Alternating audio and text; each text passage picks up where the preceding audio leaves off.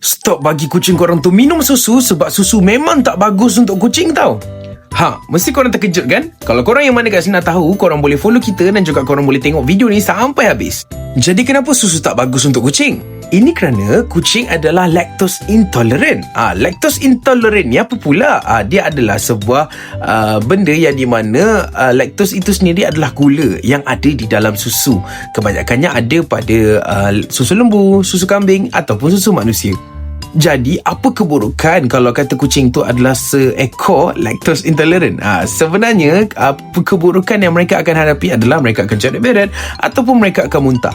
That's why, kalau korang beli susu kan, korang nampak macam tak asyik, tak sesuai je dengan kucing. Sebenarnya bukan tak sesuai. Sebenarnya mereka adalah lactose intolerant. That's why, kalau korang nak beli susu kucing, korang kena bagi susu yang khas untuk mereka.